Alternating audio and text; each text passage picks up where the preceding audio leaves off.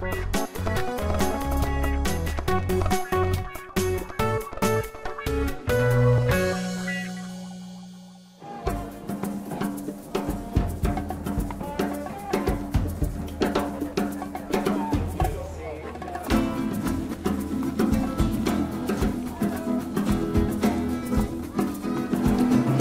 op Festival Onderstroom. Ooit klein begonnen, maar inmiddels aardig groot. Maar welke act mag je nou absoluut niet missen? Sterker nog, welke act is de editie 2014 Onderstroom Award waard? Nou, dat is een hele mond vol, maar gelukkig hebben we een vakjury.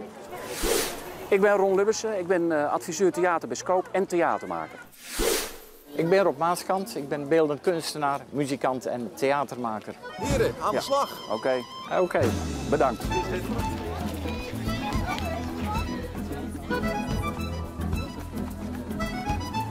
Dit is wel iets voor jou volgens mij. Nee, kijk eens. Ja, het ziet er mooi uit. Het ziet er mooi uit, toch? Toen is helemaal hele potje. Zeemeerminnen. Zal ik aan jou vertellen? Zeemeerminnen. Daar gaat het over. Ja. Maar die bestaan toch niet? Nou wel, kijk maar. Het is spannend en mysterieus. Dat je gewoon je verbeelding erop los kan laten. Het moet onduidelijk blijven. Ja. Op een bepaalde manier moet het onduidelijk blijven. Waarom, Rob? Nou, het moet ook een soort beleving zijn. Ik vind straattheater moet altijd een beleving zijn. Er hoeft geen stenseltje aan te pas te komen. Je moet er ook door verrast worden. Het mag een beetje vaag zijn. Het mag een beetje vaag zijn, maar ook heel verrassend. Maar wel spannend. En altijd vreemd. Kom toch gauw weer naar de huis, jongen. Kom toch gauw weer. Kom gauw weer naar huis. En? Ja, muzikaal oké, maar theatraal kan het nog iets spannender. We zaten hier te wachten eigenlijk op iets. We hadden het er net over. Ook bij straattheater wil je op een gegeven moment verrast worden. En daar zitten we nu even op te wachten. En dit is eigenlijk een potpourri van dingetjes die al heel vaak gedaan zijn. Weinig verrassend. Weinig verrassend. Ja. We gaan gewoon een stukje verder kijken, denk ik. Precies. Ja. Normaal zou ik hier ook niet binnen gaan zo gauw, hoor. Nee. Zeggen van, Kijk, nou blijft het te veel binnen het cliché hangen. Ja. Dus je denkt van oké, ja, dat weten we.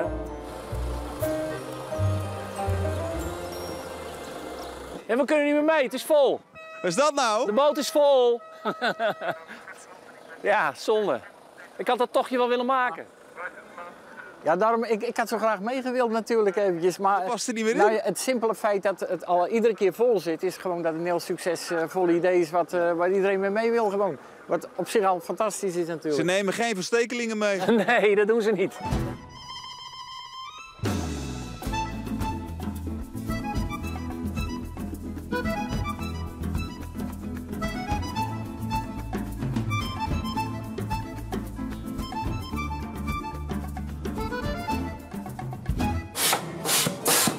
Wat is dit? Het is de Friet Cowboys. De frietkou. Ja, je moet de aardappel schieten. Dan je kunt zelfgemaakt friet maken. Nou ben ik heel benieuwd. Heel heet, hè? Je eigen geschoten friet? Lekker. Als je naar de mensen kijkt, het plezier wat ze krijgen omdat ze dit zien, dat is een heel belangrijk onderdeel. Pluspunten. Ja, nee, absoluut pluspunten. Ja. Oh, daar ging er weer een. Er ging er weer een, ja. Even kijken hoor. Zo. Jeetje, wat spannend man. Kijk.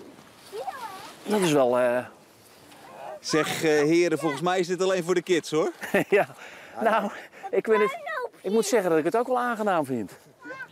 Hoort dit bij een straatfestival? Ja, dat vind ik wel. Ik vind het ook, ja. Ja, dat mag hoor. Dit, Nou ja, het gaat om beleving, hadden we het net nog over.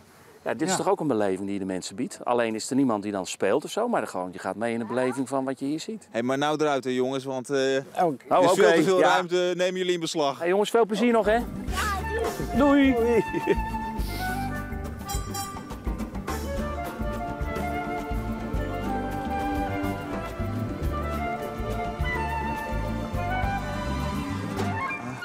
We waren jullie kwijt, maar jullie zitten in het allerkleinste café. Dankjewel. Ja, we willen weten naar wie die beker gaat. Ja, nou, we zijn eruit hoor. En het was close call, zoals dat heet. We waren echt een beetje aan het twijfelen. De frietschieters die vonden we erg leuk, moet ik eerlijk zeggen. Ja, en de winnaar is uiteindelijk geworden de man op de fiets met die prachtige installatie. We werden meegenomen, we werden geamuseerd en verrast. En er was een hele goede vormgeving. Ja, en het bewoog ook nog eens. Dus je zag ook meteen dat er heel veel mensen op afkwamen. Ja, dat is mooi. En daarom wint hij de award. En daarom wint hij de award. Goede vormgeving, mooi toneelspel, ziet er verder prachtig uit.